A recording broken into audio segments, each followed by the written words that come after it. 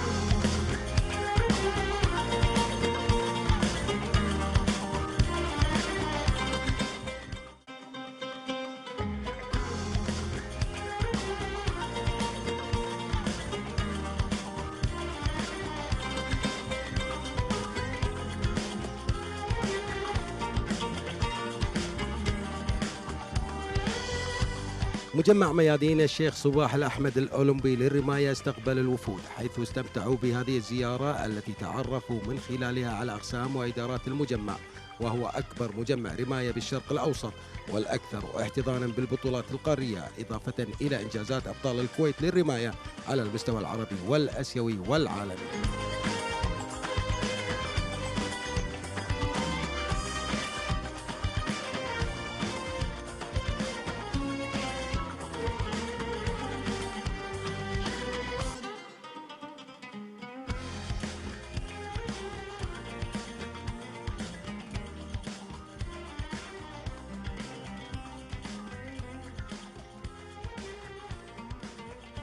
ايش رايك؟ نقول كاميرتنا شغاله ودايره والحديث حلو ممتع بيني وبينك. يعني الاستاذ محمد عبد المعبود رئيس الوفد المصري ووكيل، خليك يا فندم، احنا شغالين. ابتسامتك جميله جدا. اليوم مجمع ميادين الشيخ صباح الاحمد الاولمبي للرمايه، اعطيتني نبذه جميله جدا عن الرمايه المصريه. كلمني عن زيارتكم اليوم وشنو تاريخ الرمايه المصريه. تاريخ الرماية المصرية بترجع لتاريخ العصر القديم معروف. احنا يعني من زمان دي كانت اللعبة اسمها لعبة البشوات، الرماية والخيل، الخيل والرماية. احنا كان مذكور في القرآن الخيل والرماية والسباحة، لكن احنا كان اساسا معروفة من زمان، من سنين طويلة، من العصر زمان خالص. احنا ما بنقولوش كان اساسا الرماية والخيل. ليه كان يقول لك لعبة البشوات؟ كان اللعبة دي تقدمت وانتشرت دلوقتي، وانا سعيد جدا ان انا من اول مرة يعني ازور الكويت والاقي نادي يعني مجمع نادي على مستوى عالي جدا جدا جدا. وفعلا ان هو يعني مبروك للكويت ان هم مستوى عالي جدا جدا جدا. وعشان انا بقول عشان بصفتهم هو رئيس الاتحاد الرمايه مثلا، لا هو بيتقدم شايف انه مستوى عالي جدا. شاف فينا بعض اللعيبه طالما المستوى ده موجود يبقى في لعيبه متقدمه. وبالتالي انا لسه شايف برضه احد المدربين يقول لك شيوخ المدربين الدوليين موجودين. يعني انا صح ان اللعبه تتقدم تتقدم تتقدم، وطالما انت لازم تتقدم طالما ان المستوى عالي جدا هنا وامكانيات متوفره. لازم هتلاقي لاعب رمايه، هتلاقي لاعب محلي دولي عربي حققوا بطولات. تعرف استاذ محمد ان هذا في انجازات مجمع ميادين الشيخ صباح الاحمد على المستوى العربي والقاري والاسيوي والعالمي ايضا، واستحقينا يعني اخذنا برونزيه في الاولمبيات لندن اللي طافت. انا داخل وانا شفت كده ستيكر كان في شهر مارس، كان في بطوله هنا بتقام. عندنا بطولات محليه دائما جدول. لا دائما عندنا البطولات المحليه هو تشجيع الرماة والراميات على مستوى طبعا، وهذول طبعا يتم اختيارهم عن طريق الجهاز الفني المنتخب الدول العربيه او اكيد يعني طالما البطوله محليه يبقى اكيد ان هو اننا بيتم اختيار اللعيبه اللي هو على مستوى اعلى، بطوله دوليه او بيخش بطوله عربيه. فدي حاجه كويسه جدا جدا جدا ان النادي بيفرغ، بيعمل عمليه تفريغ لعيبه دوليين ولعيبه عربيين. وهنا في نفس الوقت برضه خلي بالك ان انت برضه عندك اللاعب الدولي لما بيجي يعتزل النادي يستفيد بيبقى مدرب محترف فنيات طبعا، بفهم فنيات اكتر من اي واحد مدرب مش ممارس اللعبه. ودي طبعا بيبقى اللاعب بيبقى المدرب ممارس اللعبه بيبقى انجح، بيفيد اللاعب اكتر من اي حاجه. جميل جدا استاذ محمد. احنا قاعدين نشوف ما شاء الله الوفد المصري معنين لا كانهم مثلا بيرموا عصافير. طيب انا وياك الوحيدين اللي ما رمينا، نروح نرمي؟ نروح نرمي عادي، نروح نرمي بس هم يخلصوا ويزقوا نروح نرمي. لا انا مستني ارمي الخرطوش عشان نجيب الحمام. شكرا استاذ، شكرا. مساء الخير ام علي، السلام عليكم. ام علي كلميني شلون شفتيهم اليوم اول مره يرمون؟ والله كأول مرة والله زين ما شاء الله عليهم يعني. انت شنو قلتي لها قبل لا ترمي؟ يعني شو اسمه لازم تلقى زنت شوي انا اساس يعني تطوف بالاشرة بالضبط وتركز اكثر. ايه طبعا لازم تركيز. تصلح راميه ولا ما تصلح؟ ليش لا؟ ممكن بس بعد الرميه ممكن نكلمها نسوي معها مقابله؟ شكرا. عارفين على اسمك؟ ولا أحمد سيد رزق.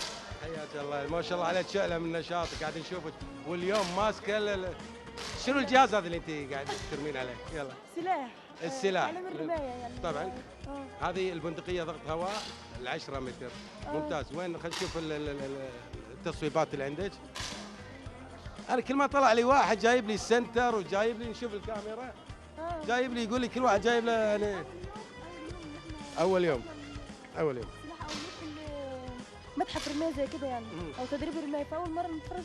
طبعا كوت جميلة جدا، في حاجات يعني كويسة جدا يعني راح تستفيدين ان شاء الله منها كثير طبعا. ممتاز. احنا نقضي احلى 10 ايام في حياتنا. اخذتوا فكره عن السلاح؟ طبعا انتوا اول ما دخلتوا كنتوا خايفين شوي، مترددين ان السلاح يعني مش جو، قلنا مش هيشرحوا كويس وكده، لكن اعطونا فكره كويسه عن المكان وعن كل حاجه فيه. والرهبه والخوف راحت. مفيش حاجه خالص، احنا حاسين ان احنا ببلدنا اصلا. وانتوا ببلدكم فعلا، انتوا ببلدكم حسيت فعلا. بغربه خالص يعني بصراحه. واخرتك على الرميه ونرمي لأن- ونشوف الكوتش. اوكي. ونشوف. يا سلام يا سلام عليك، تقول لي انذر وان. انا ماني عارف صراحه اليوم نتائج. خلينا نكلم الكوتش ابو تركي. ابو تركي لو سمحت لو سمحت، يعني ما ادري، يعني الكل الرماة اليوم يقولون ما شاء الله ستر.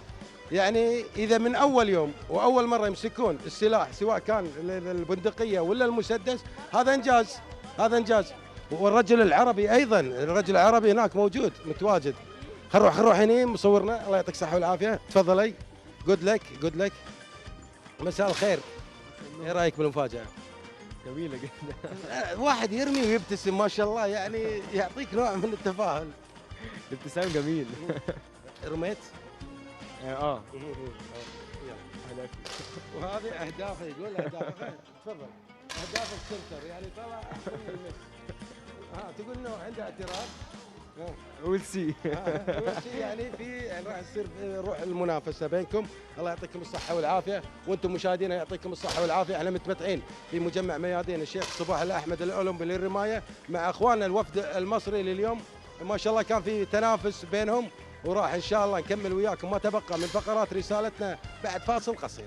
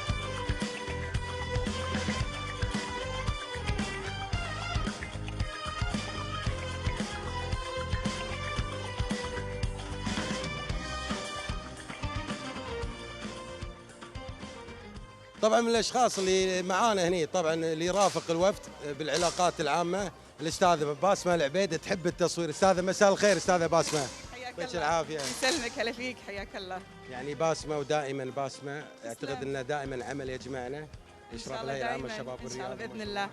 كلميني عن دورك مع الوفد المصري. والله احنا بصراحه استقبلنا الوفد المصري من يومين وشرفونا طبعا بوجودهم بالكويت. فعالياتهم كانت يعني صدق مضغوطه، كانوا جايين طبعا اول شيء الفير الساعه 3 و10 دقائق الفير، وبعدين ثاني يوم على طول بلشنا معاهم تجهيز المعرض اللي هو مال الفنون التشكيليه. طبعا اول شيء كان تجهيزه، ثاني يوم طبعا خلاص جهزوه وافتتاح المعرض. امس كان المسرح كذلك والمسرح كان افتتاح.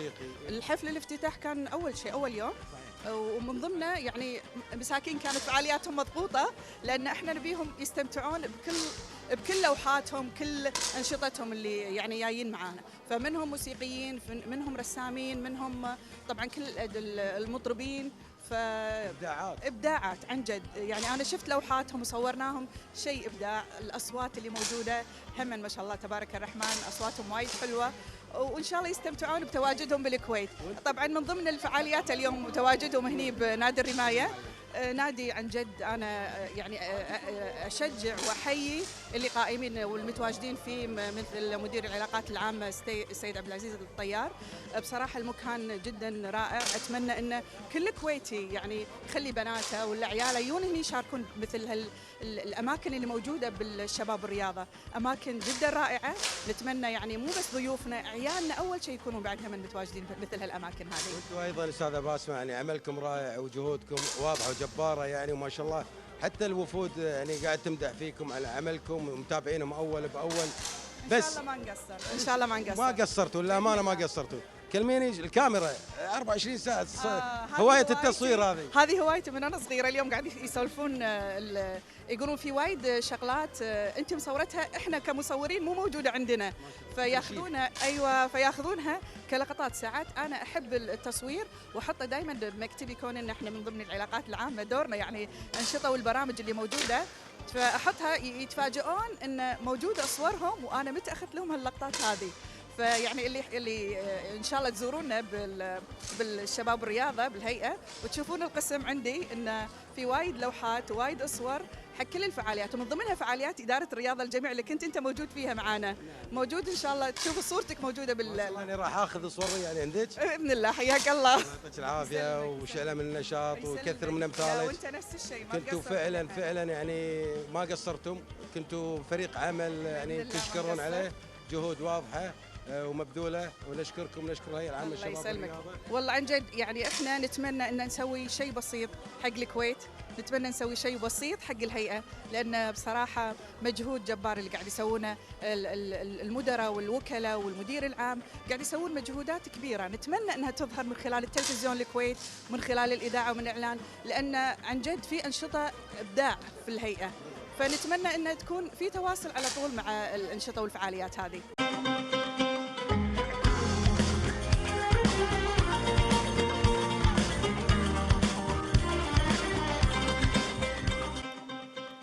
استاد جابر الدولي أحد معالم الكويت الحديثة في المجال الرياضي، وهو أكبر وأبرز المنشآت الرياضية على المستوى القاري. الضيوف استمتعوا بالزيارة ودهشوا بهذه التحفة المعمارية الرياضية، حيث تجولوا وتعرفوا على معالم استاد جابر الدولي من أرض الواقع والحدث. طبعا مثل شايفين مشاهدينا الكرام، كنا في أرض الحدث والواقع من استاد جابر الدولي. الوفد المصري تمتع بهذه الزيارة وأشاد طبعا بهذه الزيارة. راح أقول وأنا راح أشيد شخصيا في وحدة عضو إنيم العلاقات العامة، صراحة شعلة من النشاط ودائما مناشبتنا ولكن والله العظيم شاتي فيها مجروحة. مريم السعيدي، حياك، مساء الخير مريم، يعطيك العافية. مساء النور. ما شاء الله عليك، شعلة من النشاط. مريم كلميني عن انطباعك ودورك مع الوفد المصري. مرافق للوفد ان شاء الله طول فترة ما يكون الوفد موجود. بس اليوم وين رحنا؟ رحنا استاد جابر ورحنا نادي الرماية. استاد جابر ونادي الرماية. في الوفد المصري يسأل، وما شاء الله قاعد يشوفك ما شاء الله انت وياهم، ويا العنصر النسائي ويا العنصر الرجالي، ابتسامة موجودة مريم، يعني نقول هذه بناتنا اللي احنا دائما نفتخر فيهم. شعلة من نشاط. ومحمود ما قصر، محمود الغانم، واختنا بعد شو اسمها؟ فاطمة محمود ونعم فيها. الله ينعم عليك. يعني باكر شنو جدولنا؟ باكر ان شاء الله رحلة بحرية من الساعة 8 للساعة 2، من الساعة 11 للساعة 2. زين مريم، انت يعني مبسوطة بهالعمل مع يعني نقدر نقول علاقات عامة، يعني نفس تطوعي، خلي بيتي اهلي، زياراتي الاجتماعية، ومجاب الوفد اللي هو الضيف. حيل مبسوطة. بس صاحبتك شو اسمها؟ فاطمة محمود، مساء الخير. تعال بسلم عليك فاطمة شلونك؟ فاطمة ما تحب الكاميرا، شلونك؟ الحمد لله بخير الله يسلمك. الله عليك فاطمة، دورك وايد حلو، شاتي فيك مجروحة. كلميني عن دورك والوفد المصري، شلون لقيتيهم بزيارتهم من اليوم الأول؟ طبعا احنا مرافقينهم من اليوم الأول، قاعدين معاهم بالفندق، ويعني راح نكون موجودين معاهم لآخر يوم إن شاء الله يتواجدون فيه، اللي هو الأسبوع الجاي إن شاء الله. وإن شاء الله يقدرنا ونمثل ديرتنا، يعني صورة الشعب الكويتي يعني بأفضل صورة إن شاء الله. وأنا والله كلي فخور فيك فاطمة، وبأختي مريم، بنات بلادي يسوون الشغل هذا. يعني نقول العمل مو مقتصر على العنصر الرجال، هم النساء نعتمد عليهم. نطالع الكاميرا فاطمه، قولي تابعونا بعد الفاصل. تابعونا بعد الفاصل.